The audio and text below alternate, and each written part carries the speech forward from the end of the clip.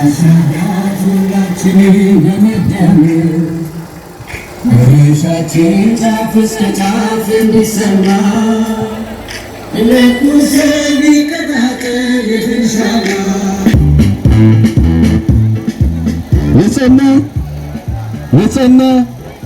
የጸና ዲሞክራሲያዊ ስርዓት የኢትዮጵያ መለያ መሆን አለበት ካሉ በላቀ ወጣቶች ተሳትፎ ኢትዮጵያን ወደ ተምሳሌት ሀገር